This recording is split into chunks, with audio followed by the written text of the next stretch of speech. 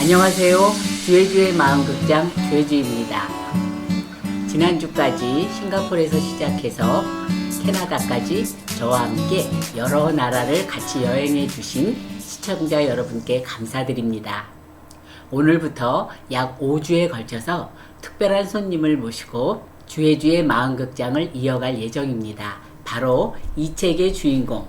자, 책을 한번 보여드릴까요? 네, 이 책의 주인공. 교회 그림을 그리고 교회를 소개하신 이근복 목사님을 모시고 우리가 오늘부터 약 5주에 걸쳐서 교회 이야기를, 그림 이야기를 듣도록 하겠습니다.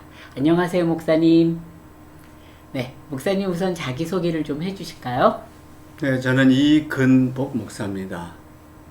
장로의 신학대학 신학대학원을 졸업한 후에 영등포 산업선교회 총무, 성문박교회 담임 목사, 새민족교회 담임 목사, 그리고 한국기독교교회협의회 NCCK 교육훈련원장, 크리스찬 아카데미 원장을 지냈고요. 지금은 목회자와 평신도를 교육하는 한국기독교 목회지원 네트워크 원장으로 일하고 있습니다. 반갑습니다. 네, 저도 반갑고요. 이 교회 그림을 그리시고 교회를 소개하시는 이 책을 쓰게 된 계기가 있으실 것 같은데 어떤 계기가 있으셨나요? 오늘 한국교회가 여러 가지 문제를 많이 안고 있어서 사회로부터 많은 비판을 받고 심지어는 조롱거리가 되기도 했고요. 이에 따라서 교회 다니는 신앙인들도 교회를 부끄럽게 여기는 그런 참담한 상황에서 저는 한국교회가 지난 100년 이상 동안 우리 사회에 기여한 것이 많고 그래서 역사적 가치, 영적 가치가 굉장히 풍성한데 이것을 나누는 것이 한국교회가 새롭게 나아가는 이정표가 될 수 있다고 생각을 해서 72교회를 직접 가서 사진을 찍고 그림을 그리고 교회를 소개하는 것을 인터넷 신문에 3년 6개월 동안 연재를 한 것을 태학사란 출판사에서 작년에 출간을 해 주었습니다. 네, 오랜 세월이 걸렸군요.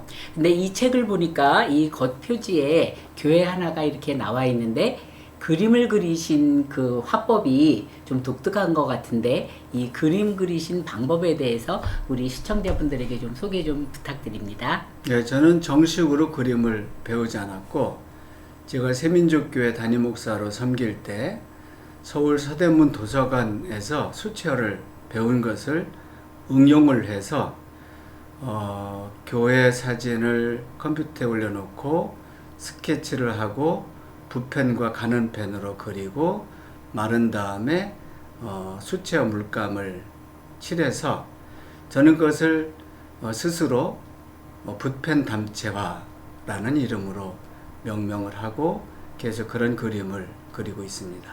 네, 붓펜 담채화. 예. 네, 그거 어디 등록하셔야 되겠어요. 네, 아직은 등록 안 했는데 하겠습니다. 네. 자, 그럼 본격적으로 이 책에 담긴 한국 교회에 대해서 소개를 좀 부탁드리겠습니다. 이 책을 의미가 있게 생각한 것은 이 책에 대해서 기독교계 언론들도 관심이 있었지만은 그래서 한국기독공보, CBS, 국민일보에서도 서평을 이제 내보냈는데 그거보다는 일간지, 한겨레신문, 매일경제신문, 뉴시스에서 관심이 인터뷰를 했습니다. 저는 일반 사회에서도 아직도 교회에 대한 기대가 있다는 점을 생각하고서 이 책을 그림을 그리고 이 책을 만든 제 의도가 어느 정도 달성이 되었다 그런 생각을 하게 되었습니다. 네, 그러셨군요. 오늘은 첫날인데 어떤 교회를 소개해 주시겠습니까? 오늘은 저기 멀리 경북 봉화군에 있는 봉화 척곡교회하고 중국 연변에 있는 명동교회를 소개하려고 합니다. 아마 좀 생소하신 분들이 많을 텐데 그 연관성은 봉화 척곡교회가 교회를 세우기 직전에 그 지역에 있는 청소년들을 위한 배움터를 세웠을 때 명동서숙이라는 이름으로 했는데, 바로 명동교회를 세운 김학연 목사님이 교회 전에 명동서숙이라는 이름을 가진 학교를 세웠기 때문에 이 교회를 연관해서 말씀을 드리고자 합니다. 네, 척곡교회는 저한테도 좀 생소한데요. 이 척곡교회 설립자는 누구이고 어떤 신앙을 가지셨는지 소개 부탁드립니다. 척곡교회는 대한제국의 탁지부 관료였던 김종숙이라는 분이 어느 날 언더우드 선교사의 설교를 들었습니다. 설교는 조선인들이 야소교를 믿어야, 그러니까 예수교를 믿어야 계명할 수 있다라는 설교를 듣고 감동을 받아서 관직을 내던지고 처가 고향인 봉화에 가서 교회를 세웠습니다. 교회를 세우기 전에 아까 말한 대로 명동서숙을 먼저 세우고 그 다음에 척곡교회를 세웠는데, 이 척곡교회가 당시 봉화 지역에 의병운동하는 분들의 중요한 거점이 되었고, 이 척곡교회에서 많은 독립운동을 위한 모의도 있었고, 그 다음에 이 지역의 의병들이 일본의 주재소나 이런 데를 습격해서 무기도 탈취하고 또 돈도 빼앗아서 만주의 독립군들에게 군자금으로 보낸 그런 소중한 역사를 지니고 있습니다. 아, 척곡교회와 우리나라 독립운동은 굉장히 뗄래야 뗄 수가 없는 굉장히 중요한 교회였군요.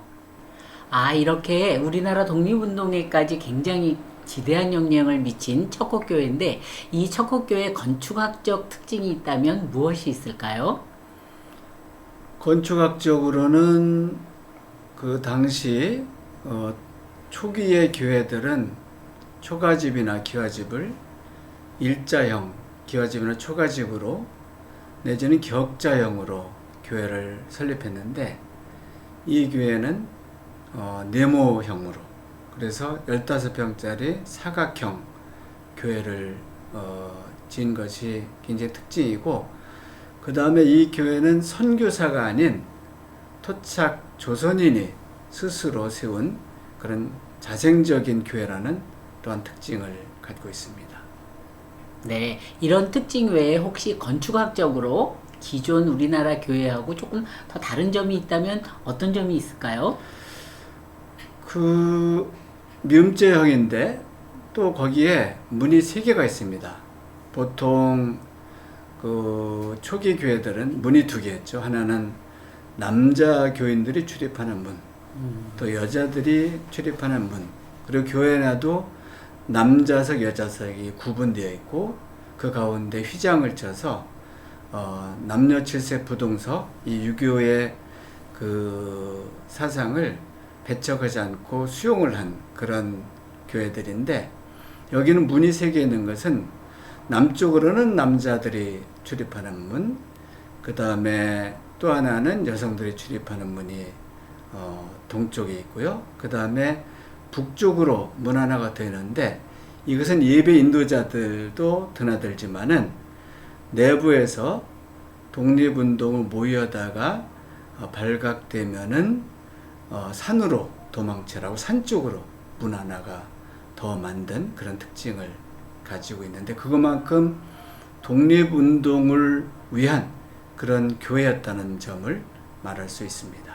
네, 안에서 모의를 하다가 발각이 될 위험에 닥치면 그 문을, 제3의 문을 통해서 도망가던 독립운동가들을 생각하니까 가슴이 서늘해집니다.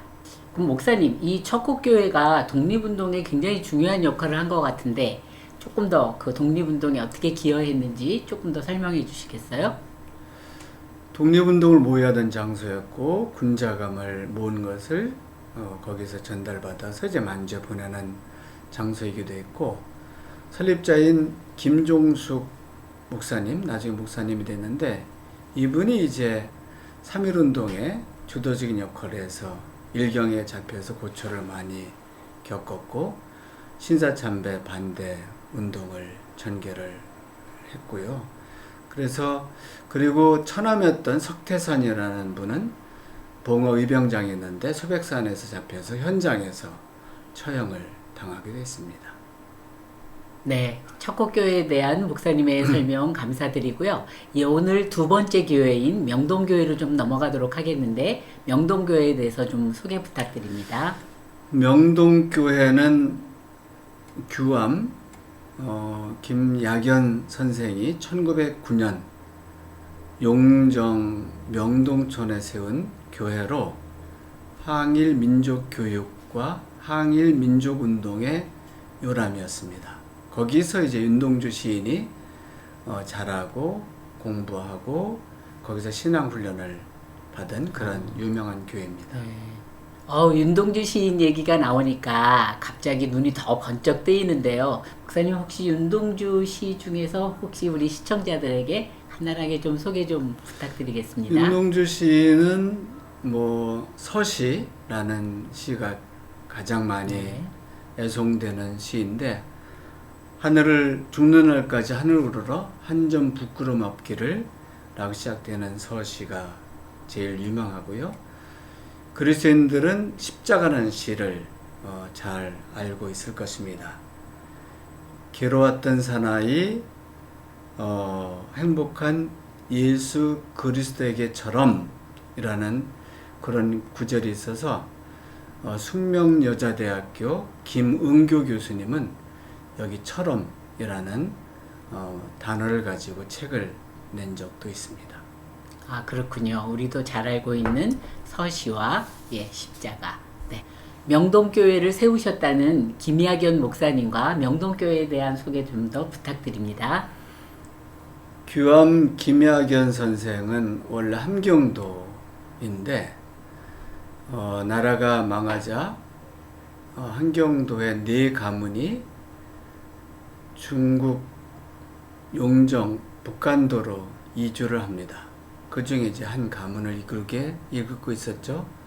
그래서 그들은 그 중국 용전 장제촌에 가서 넓은 땅을 구입을 해서 그렇게 구입한 것은 여기가 옛날 고구려 땅이라는 점에서도 그 땅을 구입을 했고 거기에서 민족의 인재들을 양성하고자 여기로 이주를 했습니다.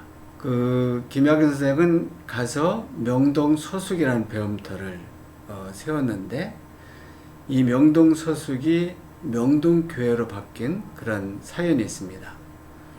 이제 학교에서 좋은 선생님을 모시고자 용정에 있던 정재면이라는 선생을 모시려고 했는데 그분이 조건을 내세운 것이 학생들과 마을 사람들이 성경을 공부하고 예배를 드릴 수 있어야 된다 라는 조건에 유학자들이었던 4가문의 지도자들이 몇 날 며칠 의논하는 끝에 그 조건을 받아들여서 1909년에 명동교회가 세워졌습니다.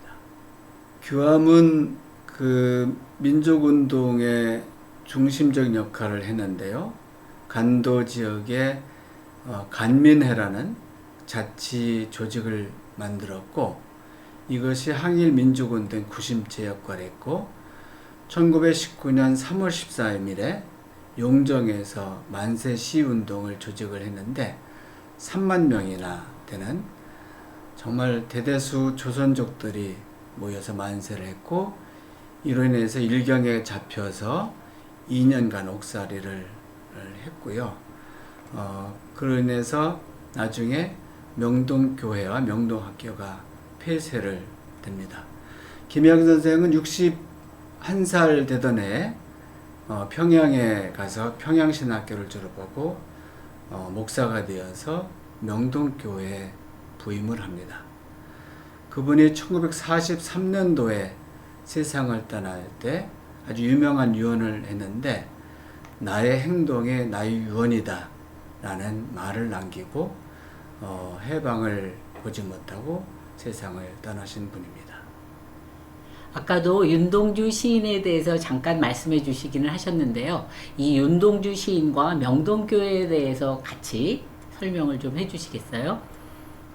윤동주 시인은 어릴 때 여기 명동촌에 살면서 교회 마당에서 친구들과 놀고 거기서 공부하고 그리고 김학연 선생님으로부터 신앙교육을 받고 그런 신앙적인 토대에서 공부를 했고 이제 연희전문을 다녔고 일본에 유학을 했죠.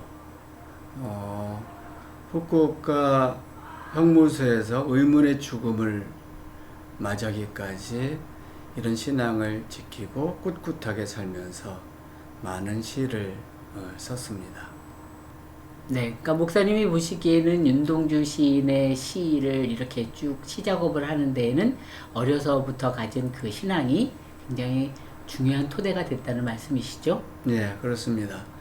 그래서 그의 시에는 곳곳에 물론 그 자기가 태어난 북간도에 대한 향수병 이런 것도 있지만은 신앙인으로서 어떻게 살고 고민하고 갈등하는지도 아주 담백하게 잘 묘사가 된 시들이 많이 있고 그가 그 일제 말기에는 변절한 사람들이 많이 있는데 변절하지 않고 끝까지 자기의 항일 정신을 유지할 수 있던 것은 이런 신앙이 큰 바탕이 됐다고 생각합니다. 네.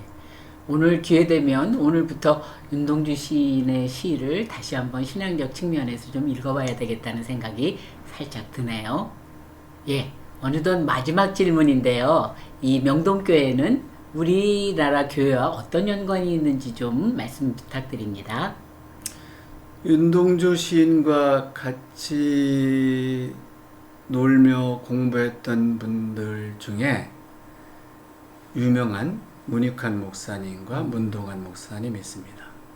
문익환 목사님은 이제 신학자가 되어서 시를 쓰고 그 다음에 성경을 번역하고 그러다가 민주화 운동에 참여해서 북한에도 가서 김일성도 만나고 그러신 분이고 문동환 목사님은 기독교 교육을 전공하고 민중신학자로서 쭉 사신 분이 윤동주 시인의 친구였었고요. 그 다음에 이 용정에 은진중학교가 있는데 거기 교사였던 강원용 목사님과 김재준 목사님이 있습니다. 김재준 목사님은 1943년도에 조선신학교를 세웠고 그것이 나중에 한신대학이 되었고요. 그 한신대학을 세우신 분이 김재준 목사님이고 그분이 경동교회를 세우고 그 다음에 군사정권 시절에는 삼선개헌 반대운동 그 다음 민주운동 굉장히 적극적으로 참여하신 분이고요. 강원용 목사님은 경동교회의 담임 목사로서 크리스찬 아카데미를 세워서 많은 역할을 했고요. 그 다음에 명동교회에 있었던 정재면 선생님의 아들인 정대위 박사는 한신대학교 총장으로 역임을 했기 때문에 명동교회는 한국기독교 장로회 이 기장교단의 뿌리라고도 말할 수 있습니다. 아, 그렇군요. 이렇게 또 우리나라 기독교 역사의 뿌리를 저희가 이렇게 쭉 찾아서 들어보니까 네, 쭉 이제 더 이해가 갑니다. 오늘은 주의 마음극장 특별한 손님을 초대해서 네, 우리나라 역사에 크게 영향을 미친 교회들에 대해서 그림을 그리고 또 글을 쓰신 이금호 목사님과 함께 첫 시간을 가져봤습니다. 여러분 어떠셨어요? 네, 다음번도 기대해 주시기 바랍니다. 이 자리에 나와주신 목사님께 다시 한번 감사드립니다. 고맙습니다. 감사합니다.